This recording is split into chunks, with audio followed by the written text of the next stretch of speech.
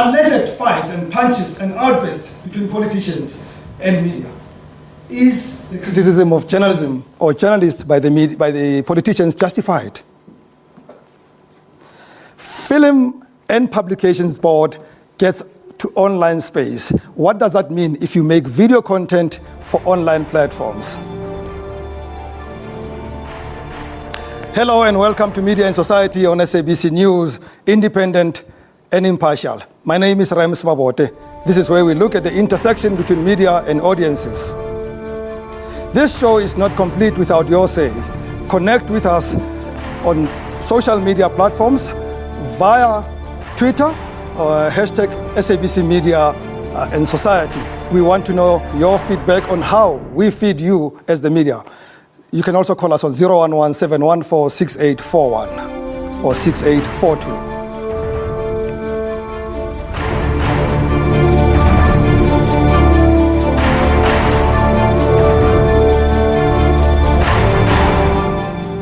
During apartheid South Africa, media was censored. TV didn't come until 1976, for example. But when it was clear that the country was headed to democracy, the world's media came to report on us. But for slightly over a decade, we've been hearing criticism of journalists from politicians. Let's take a look at this. In April 2019, an altercation occurred between ANC Deputy Secretary General Jesse Duarte and then ENCA senior political reporter Samkelo Masego. Masego is now with the SABC News. This was during a question and answer session. You are one journalist. You work for one ENCA. And you think that all of us must shiver and shake. You call me a bully, but you are the worst bully I've ever come across. I've never met anyone as arrogantly disposed as you are. And you want to defend freedom of speech you never fought for. The economic freedom fighters Floyd Shivambu allegedly assaulted Adrian de Kock, a photojournalist within the parliamentary precinct, after de Kock tried to take a photo of him. The incident happened during March 2018. I'm sorry for the incident earlier on. I did not know that you are here. If you're offended, I'm unconditionally sorry. In May 2012, the ruling party, the African National Congress, marched to the offices of City Press and called for its boycott. This came after the paper published former President Jacob Zuma with his genitals displayed. Phansi City Press, phansi. Phansi ngale dodi wephepha, phansi. Don't buy City Press, don't buy. Don't buy City Press, don't buy. Then in April 2010, Julius Malema, who was the ANC Youth League president at the time, launched a vicious verbal attack on Britain's Guardian journalist David Smith. At a press briefing, he insulted and threatened to have the reporter thrown out. You see, let me tell you, before you are chacharachne, let me tell you, this is a building of a revolutionary party, and you know nothing about the revolution. So here you behave or else you jump. Here you don't laugh. Chief, can you get security to remove this thing here? Other journalists present at the event can be heard chuckling in the video. Many stayed after their colleague had just been kicked out of the press briefing.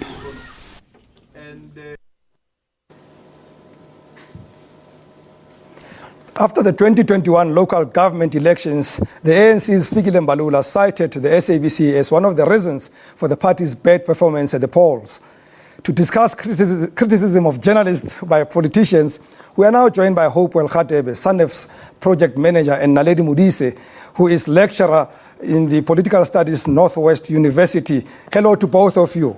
Remember, you can also be part of this conversation by asking questions to our guests or sharing your views on today's topic by calling us on 011-714-6841 or 6842. You can also be part of this conversation via social media platforms, hashtag SABC Media and Society on Twitter. Let me start with you, Naledi. Are we over-exaggerating this tiff? Is it just normal,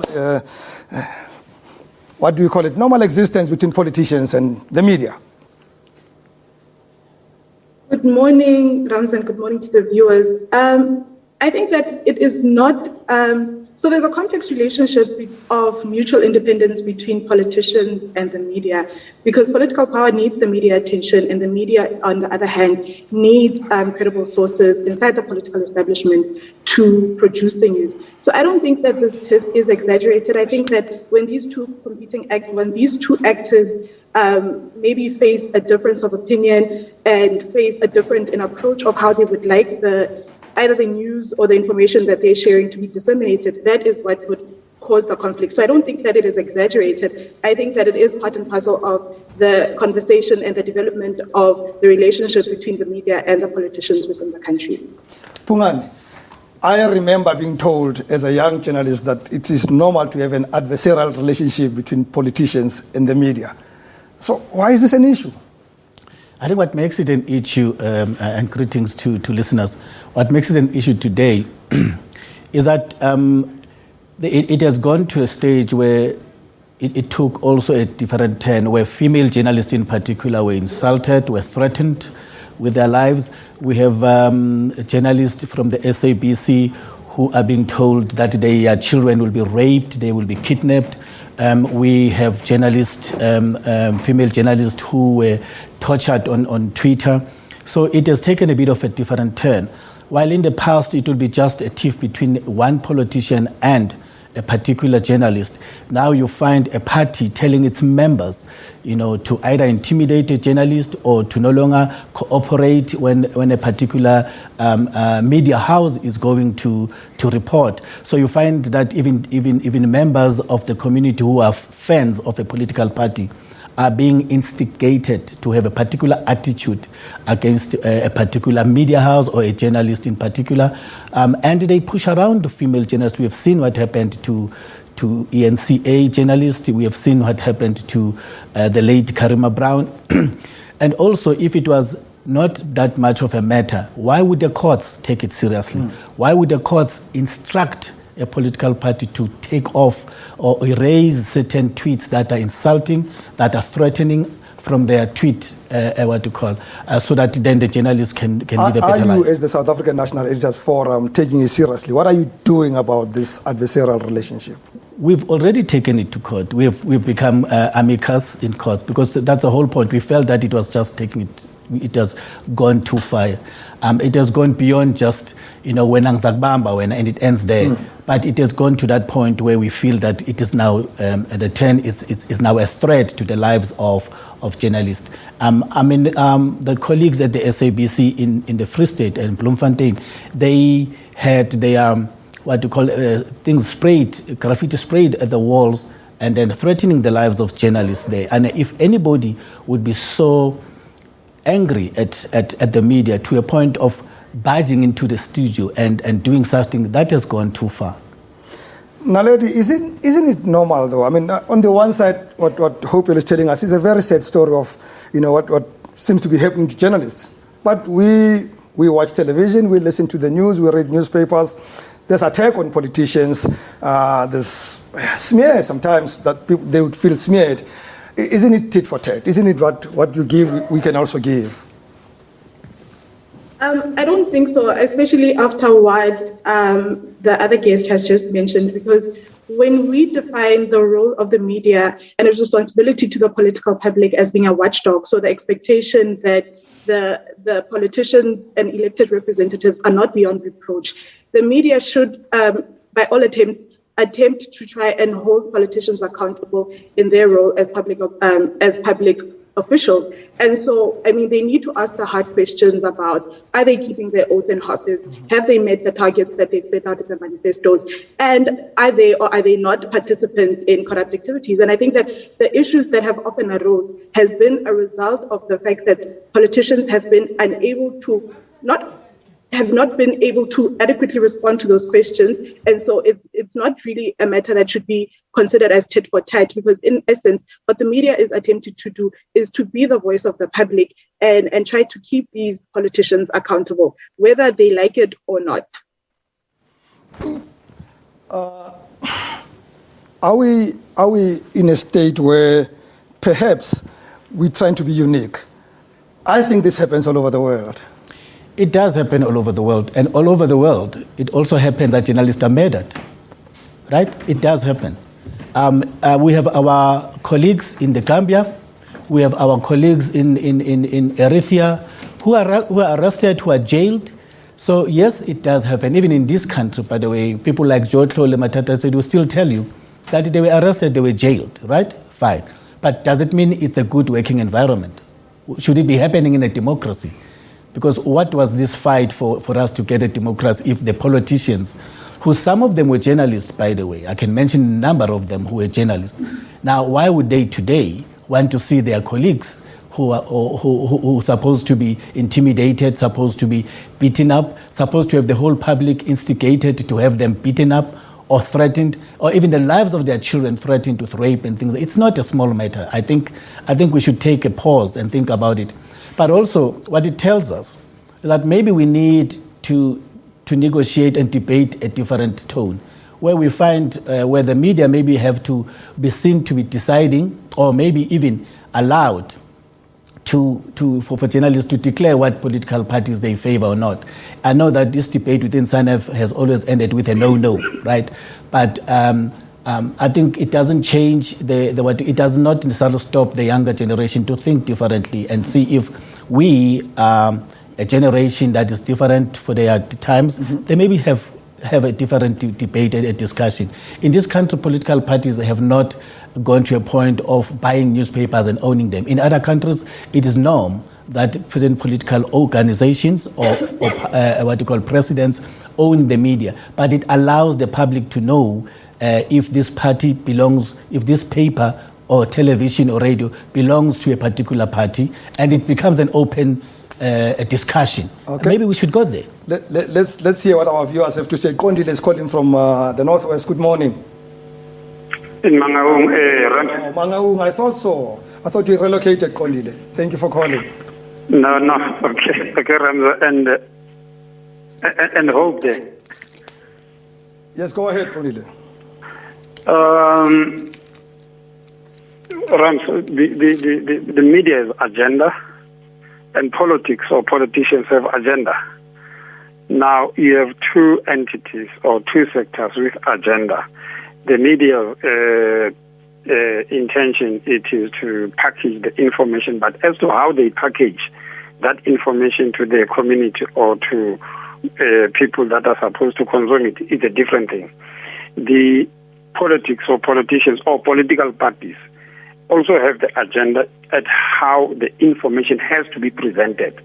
Now, we have two sectors contesting on how the recipients of information should react or should read it. Now, that is it's a historical fact. But what even makes it worse today, and I think Hope captures it well, the environment has totally changed. It's influenced by development. It's influenced by your social media and so. And the other thing is that the political parties also have their own machineries. If the media fails to do its part or they deem that the media does not present the information the way they want, they would then do or engage into unmediated platforms. That means their own platforms, whether it's publication, social media, campaign, and so. Now, it's a very, very complex environment, but for me, one of the reasons that or what I see, it's now exacerbated by the existence of social media. But generally, both parties have got an agenda, and how do they find each other? It's something that I think your guest can talk to. Thank you very much, Kondile. Naledi, let me come back to you.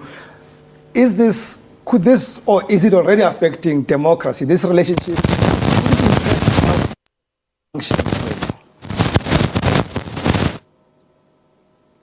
Rams, I lost your sound. Okay, I'll tell you what. We'll take a break, and when we come back, we'll continue with our guests from SANEF and from the University of the Northwest, and continue with your views on whether the relationship with the politicians, between the politicians and the media, has failed dismally.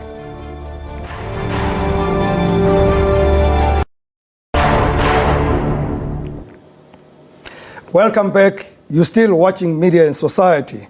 Remember, you can be part of this conversation by calling us on 011-6841 or 6842. Share your views on hashtag Media and Society.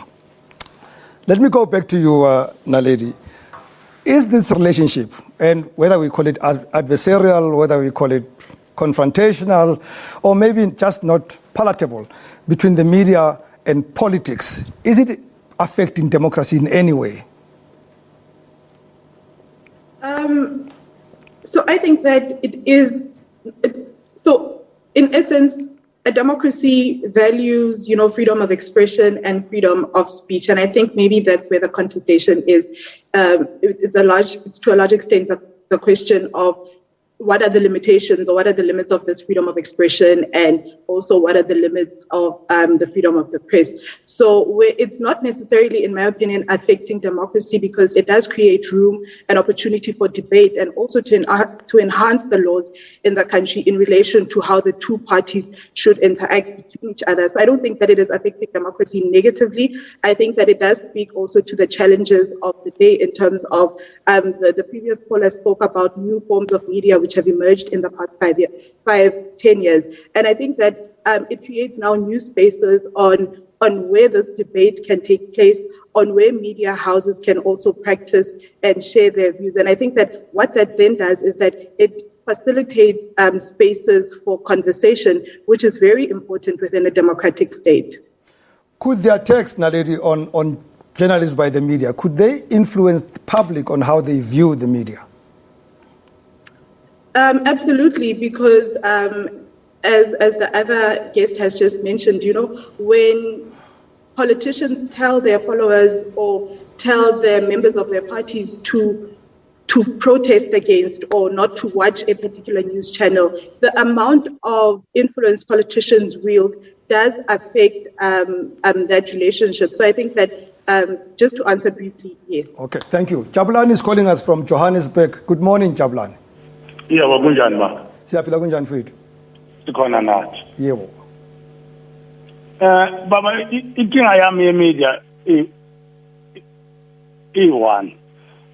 Ngibona ngathi media ayisekho independent njoba yayi independent. Yonke le problem okhuluma ngayo ngibona ngathi imedia ikhostwe imedia ngokungabi independent. I'll quote one example. Besilalele ku state capture.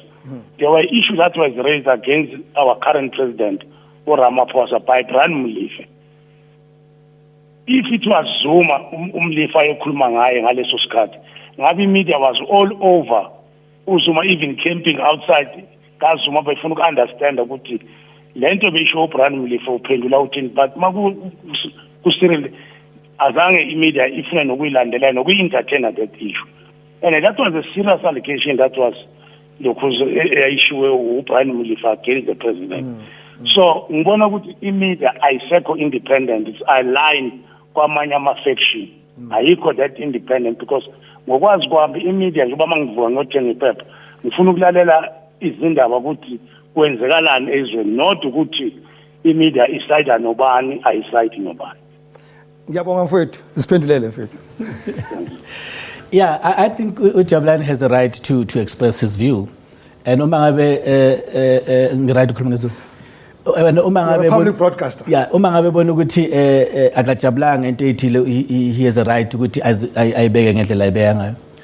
But Jabulani, you need to remember that when the president was accused by Mulife, everybody was listening.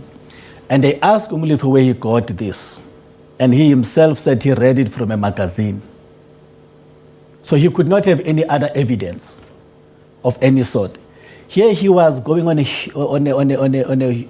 a tangent, making real accusation, and he made them long before he got to the commission, and even at the commission he could not present anything better than I read it in the media. So I think the media already looked at it, had already changed it. They would have liked to tear the president apart.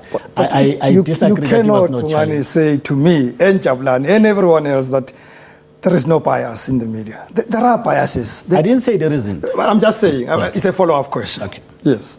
Would you agree with me? I would agree that you would look at it and say, then it is biased. That's why I was saying I respect his view. Yeah. that he sees it this way, and it is unfortunate. In South Africa, we are punting for a media that it's supposed to be not biased, to be striving for independence, to be striving to be objective, and it is an objective that we strive to do. And in all the workshopping that we do, we always ask the media guys to say, guys, always strive to be as positive as what you call. Let me just take a different turn here and say, when there were tensions between the South African media with Thabo Mbeki's cabinet, and they were really refusing to take some interviews. The president was no longer wanting to talk to the media. We went to what's that great hotel resort to sit down and have a discussion. Yeah, Sun City. The first one happened, and there was serious discussion between the two groups, the editors and the cabinet. Yeah. There were no cameras put aside. People just had to talk and say, what's the problem? Why you view things this way and what? And there was a lot of understanding of how the media work, and also for the media to understand how the cabinet felt. We have stopped that. It has not happened under Zuma. It has not happened under this president. So I think we have grown apart, where the media would say, we are here to do our job. You do something wrong, we'll nail you. And remember, part of growing apart happened because of what led to the Zondo Commission. The politicians were shocked and angry that whatever they are doing out there is being exposed. And that exposure was not coming from the moon. It was out of the things that they've done. And the media was getting this from the old workers of the same government and saying that, look what has happened in the department, look what is happening there, look at the water department, and so on. And we're seeing also the evidence of Project Stalling not happening. So we're doing our job. So in a sense, maybe we should be sitting down again and saying, guys, part of the reason you see this, what you now call animosity, that's out of your own doing. Grow up, take the punches, and let's get on with it. The PCCSA, press code, they get complaints every day. Do you get on your inbox politicians calling you and say, we want to talk, we're not happy with something that's happening? Do they come to you? Do they reach out to you when they are not happy? Maybe because of the COVID-19, I would say things in the past 2 years have not. But shortly before that, we have had, as Editors Forum, talks with the smaller parties in particular who have come forward, but not necessarily the governing organization now. And also, we also tried to reach out to parties. Well, I'm sure you would reach out, but yes, I wanted to know that if the reverse happens. No, it is, like I said, we did see that from the IFP, we did see that from the PAC and other smaller organizations trying to say what's happening here and so on. And we had some discussions and some understanding. But I think the big players are beginning to think that we don't need the media. And the media says, okay, fine, then we'll go on and do our job, and there should be no hard feelings. But there seem to be serious hard feelings and life-threatening hard feelings for that matter. We have another caller, Monde Matateni. Good morning. Morning, Rams. Yebo baba. Ninjani? Siyaphila kunjani mfowethu? No, siyaphila. Let me greet your guests in the studio as well. My comment is going to sort of shoulder onto the previous caller. Rams, I sometimes understand politicians when they act in an adversarial or a hostile manner towards members of the media. Because at times we as viewers who consume the media, and you must remember that for some of us, our entire political opinions are informed by what we see in the media. At times, certain journalists, you see them approaching a certain politician in a very unnecessarily confrontational manner, where the attitude of the journalist seems to not just to get the facts, but it seems to also create some sort of sensationalism, or the journalist has already concluded that the politician or the political party or whatever they're dealing with is wrong. So at times I feel as though the attitude with which journalists approach politicians when they are questioning them on certain matters, when they are holding them to account, or at least claiming to hold them to account, it seems as though the journalist puts sensationalism ahead of just getting the facts and reporting the facts to us as the consumers of the media, and leaving us to formulate our own opinion just from an objective representation of the facts. And at times, the last point I want to make, at times we have seen certain media personalities who never really give the politicians an opportunity to respond to the questions. I'm sure all of us who watch the media, not just SABC, have seen more than once a politician asking a journalist or a host of a television show to give them an opportunity to answer the very questions that they ask them. So yes, politicians should be held to account. We need the media to do that, but we need people in the media to just report the facts and leave the opinion making to us. Thank you. Naledi, do media or do journalists owe politicians some deference? Do they have to treat them as, to me, let me not put myself as a media person. If I were a public, just a public, Joe Public, I would treat the president as president of the country, as leader of this country, as boss. Should the media do the same? I think not. I think that the media, as I have maintained throughout the show, their role and their responsibility to the political public is to hold the politicians and elected representatives accountable. So when you create that space of reverence or, creating this expectation that there needs to be some sort of respect, and this is just quote unquote, that the media practitioners should approach the politicians with, that creates a space that will not be really honest for dialogue, in the sense that now these same media practitioners will not be able to do their job because they are scared of the office and of the man, and instead of now being able to do what they need to do, they come in with that sense of fear. And I don't think that if we really want, I think that if we want a really accountable society and we want to have conditions that are ripe for that, then media practitioners should not, revere officers to that extent. And I think what's been interesting from the two callers that have called in, I think that it calls for reflection from media practitioners as to why are they seen to be so biased and not partial in their work. And maybe that's where the conversation should be headed. And maybe the conversation that we're not having, Pungani, is that there was a time, I think, I perceived when there was a cordial relationship. In fact, it was even beyond cordial. It almost looked like it was too friendly. Could it be that you guys shocked your friendly politicians when you turned around and started to demand that they account, and they thought, but we were brothers. You call us SG, you call us CIC. Now what has changed? Yeah, I would agree. Maybe there was a time where things were fine and considered fine, and therefore the relationship was seen to be cordial because the reports were not necessarily negative. Mm-hmm. At all, if anything, we were reporting the good deeds that were happening and reflecting that as well. But when evidence started showing that our brothers in government are not doing well, when evidence started showing that monies are disappearing somewhere, or they are being taken from this and ending up in certain pockets, and we started reporting that truthfully.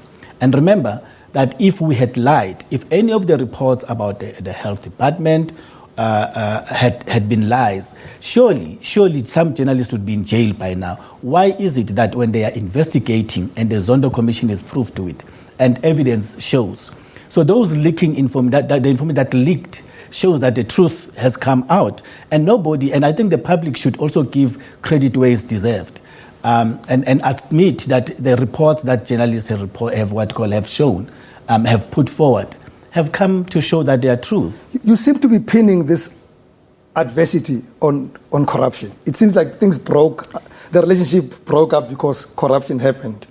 To be honest, when that evidence came, and that's when our brothers who are in the political sphere took offense.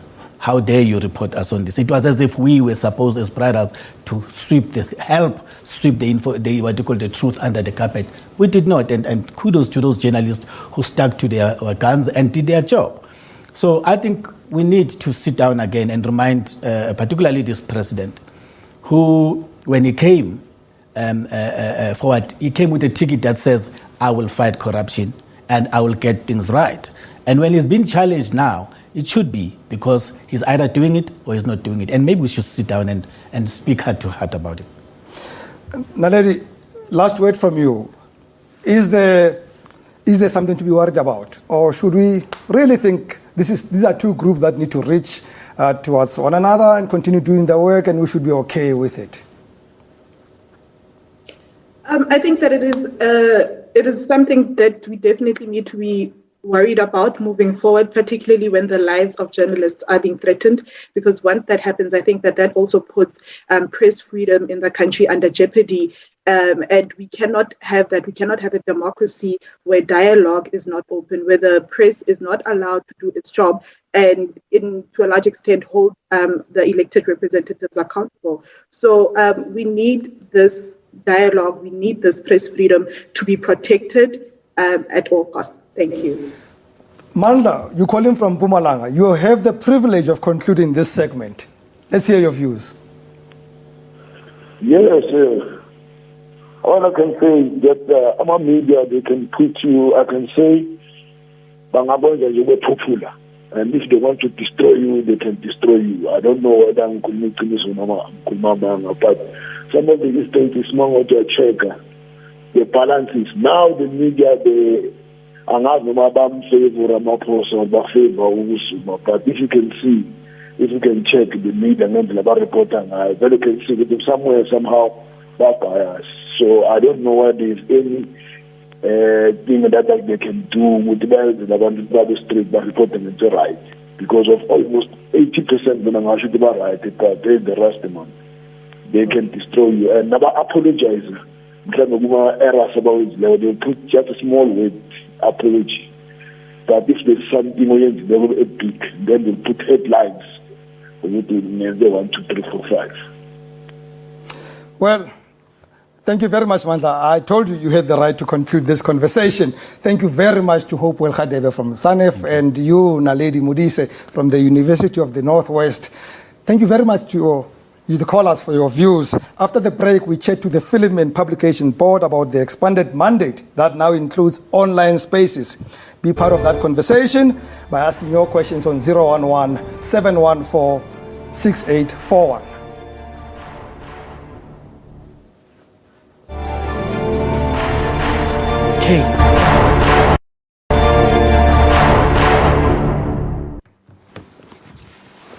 Welcome back. You're still on Media and Society, your conversation on how the media affects you. I am Rems Mabote. Be part of this conversation by asking questions to our guests and sharing your views on today's topic by calling us on 0117-146841 or 6842. On Twitter by using the hashtag SABC Media and Society. The Film and Publications Board has always monitored the TV and cinema space, but now their duties being expanded to include online spaces. Let's take a look at this. A tougher cyberspace law. The Film and Publications Board Amendment Act will now give the board power to regulate almost all online content published in South Africa. The act seeks to modernize laws that protect the public, including children, from exposure to prohibited content distributed online. The only content that is not allowed relates to those aspects that we as South Africans find offensive or unconstitutional, such as the hate speech, incitement to horror, child sexual abuse material, bestiality, etc. This puts the power in the hands of the consumer to make informed choices of what they want to view or read, and to likewise make these choices to protect their children from exposure to content that can cause developmental and psychological harm. All online distributors will be required to register with and submit all content to the board for classification. No person may expose through any medium, including the internet and social media, a private sexual photograph known as revenge pornography. And any person who knowingly distributes hate speech in any medium which amounts to propaganda for war, incites violence, or advocates hate speech shall be guilty of an offense. The amendment comes at a time when the world's governments are grappling with the increasing cases of potentially harmful content on digital platforms. We don't need to look far to see that there have been numerous cases where mental anguish has been caused because of online bullying, trolling, severe character assassination, harassment, and all of these leading to real-life implications such as even suicide in certain instances, which is not desirable for our country. Online content distributors such as Owami Nechibazwawulu, who has over 190,000 subscribers on a YouTube channel, is likely to be affected by the Amendment Act. I feel like it's going to take me back to unemployment because I am a full-time entertainment blogger. I'm a full-time content creator, so this is my main source of income. I do not have any other job. I find it hurtful that, you know, in a country where we do not, like the unemployment rate for youth especially is so high, you know, you'd be out here trying for yourself, obviously, to make a living online. And I'm also an advocate. I'm someone that also like helps other people to actually get on the platform, how to grow their channels, how to make money from that, because I know that for the longest time before I started YouTubing, I was actually unemployed. You know, the fact that this decision will just be taken so lightly. They are expected to register and submit their work to the Film and Publications Board for classifications.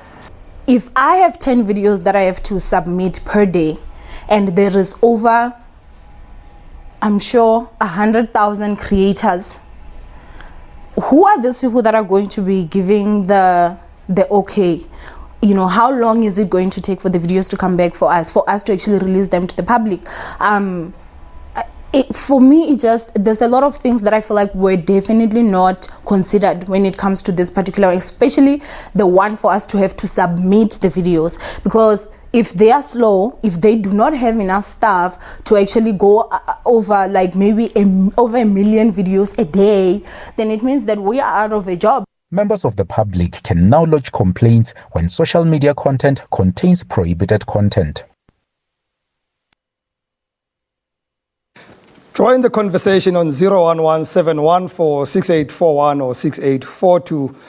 And you can also use the hashtag SABC Media and Society. Joining me online to have this conversation about expanded mandate of the Film and Publications Board is the Legal and Regulatory Affairs Manager at the FPB, Pandelis Gregorio. Pandelis, I'm going to start by saying, I'm sure I have messed up your surname, the pronunciation of your surname. Please forgive me and help me.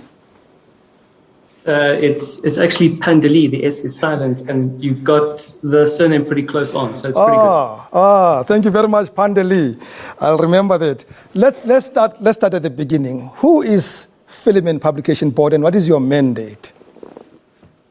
So in essence, the Film and Publication Board is the regulatory body that has a specific legislative mandate to ensure that we regulate the film, game, and publication space, certain publication space, by the means of classification of content. If you were to recall back in the day, pre-democracy, there was the censorship board. So we're no longer the censorship board. We're the Film and Publication Board that is primarily responsible for ensuring that through the classification of content, we're empowering our consumers to be able to make informed decisions, not only for themselves, but importantly also for children in their care. So the primary task, if you had to sort of break it down in its component parts, is to ensure that through the classification of content, your consumers can make informed decisions, so that not only can they make informed decisions for themselves as consumers, but importantly for children who are in their care as well. So how do we end up where we are today? What motivated this new position where you're now going to monitor social media or online communication? So let's unpack that, because I think there's a lot of detail that possibly we need to share with our consumers, with our stakeholders, with the public at large, right? Mm-hmm. So the first thing would be that if you had to look at the historical sort of context of the Films and Publications Act, that's the empowering legislation. It was a 1996 piece of legislation. And back then, there wasn't an understanding that we would actually be consuming content in the dynamic way that we consume content now, right? So back then we had images and an understanding that you would consume content by going into a theater, right? possibly buying at this data store, right, a video cassette or even a DVD, right? And that's how you would consume content. Clearly, how we consume content nowadays is through online platforms. And you've, in your introductory notes, your clip, you've emphasized the fact and you've highlighted the importance that the way we consume content is very dynamic. It puts us in a space that, as the regulatory body that needs to ensure that we execute that legislative mandate, we accommodate the online space as well. And then we need to then also unpack what we regulate in the online space. So there's two component parts that we need to clear the air about. The first would be when we classify or when we're responsible for the regulation of content that appears on online platforms, that's very much in the space of those who are titled as commercial online distributors of content. So where you are going to be consuming that content, you actually have to have a commercial transaction. So either you have you pay a transaction fee for a particular title, or you pay a subscription fee, for example, for an entire month, and you have access to all the titles on that commercial online platform. That's when the Film and Publication Board would want you to then register with it and ensure that your content is classified so consumers who access that content can likewise, as I highlighted earlier, be informed, right? The expanded mandate of the Film and Publication Board, which was captured in the Amendment Act and now is reflected in our legislation, is that there are certain spaces outside of that commercial online distribution space that the FPB needs to intervene. And in your clip, you highlighted the person who was sharing the information on the clip, emphasized the three particular spaces. The one would be prohibited content, and in prohibited content is loosely defined as propaganda for war, incitement of imminent violence, and what we colloquially refer to as hate speech. The other would be, again, private sexual photographs and films that are distributed without the consent of the person who has created that content, loosely referred to as revenge pornography, colloquially. And the last category is that any film and picture that illustrates violence against children and sexual violence against children. In those three instances, and it's only those three instances, where you were to share that content on social media platforms, then the public may be able to bring that to our attention, lodge a complaint, and those would be, if established on the balance of probabilities, offences in terms of our legislation. So there's two separate spaces, and we need to clearly distinguish between the two. Thank you for that, Pandeli. In the insert, the YouTuber says that she might lose money, she might lose a livelihood because of this. Is her panic justified? It isn't. So I think that again, we need to get into the detail, right? So I don't know. We would obviously need to engage with her to get the particular detail. From what I've heard, right, the first thing that I would want to share, right, is that, again, the premise is we would need to establish if that YouTuber, right, is a commercial online distributor of content. So is she securing some sort of income out of that transaction, right? So out of that engagement in terms of what she posts on those platforms. That would be the first question. So we could make sure that we fall within the same space and understanding that do you fall within our regulatory scope. The second question would be that she has quite a number of options available to her, right? So even though she highlighted the particular challenge of saying, like, do we have the capacity as the institution to regulate that space with a lot of film clips, and clips are going to be posted on social media platforms, including platforms such as YouTube, then she has the ability to engage with us where there is a provision in our legislation that allows for a co-regulatory regime, right? Where a distributor, if they fall within the legislative scope of the FPB, can take on the responsibility of classifying content within the specific legislative provisions. And in essence, make sure that the content that is going to be appearing on any one of those platforms has been properly classified, again, to ensure that your consumers are properly informed. One of the technical details that I can also share is that the Film and Publication Board, as things currently stand, does have an online distribution agreement with Google, which covers the YouTube platform.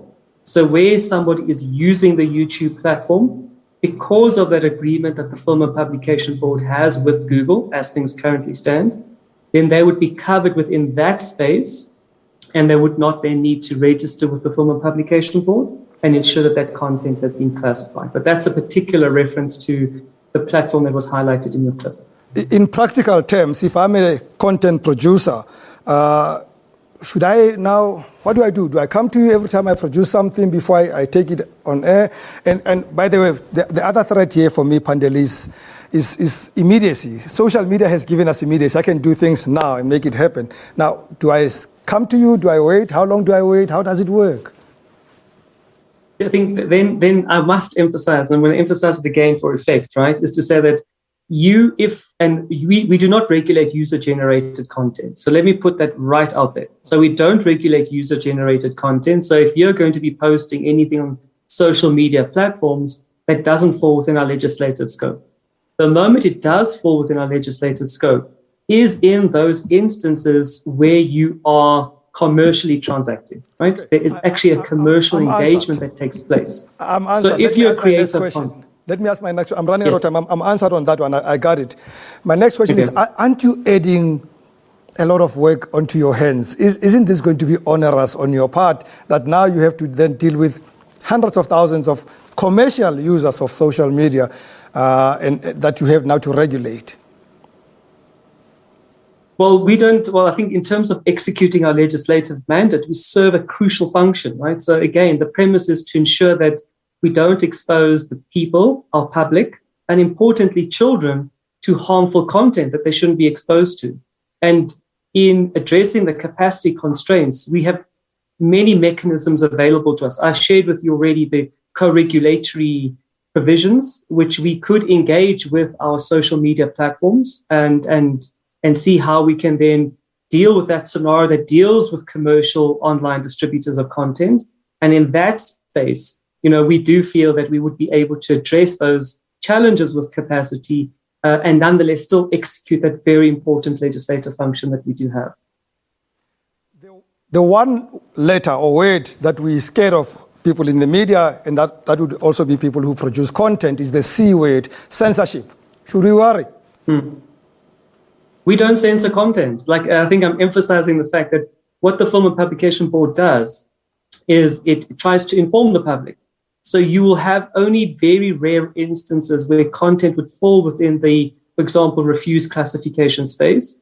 And even in those instances, even when the FPB was to classify content in that space, there are internal processes that you could trigger. So, for example, if you really feel that that was the incorrect decision of the Film and Publication Board, we even have an appeal tribunal, which is an independent body, again, created by the legislation, that you can lodge your complaint against and say, I think the FPB just got it wrong. And we do feel that those checks and balances cover that situation. So again, we don't censor content. We're there just to execute that legislative mandate. And in those instances where people want to challenge the decisions of the FPB, there are avenues, objective avenues that they could pursue to ensure that the correct decision ultimately is reached if they doubt our decision. Pandeli, I have to wrap up in one minute, maybe 30 seconds. What happens with foreign content coming into South Africa? Do you also monitor that? We do. So as long as there's any content that is consumed in South Africa, you fall within our legislative scope. So if you're a online distributor, commercial online distributor of content that happens to be based overseas, but that content is made available to consume in South Africa, you then have to ensure that you comply with the legislative provisions of our legislation. Thank you very much to our guest, Pandeli Gregorio from the Film and Publication Board. And thank you very much for watching and participating on Media and Society. From me, Rems Mabote, goodbye and God bless.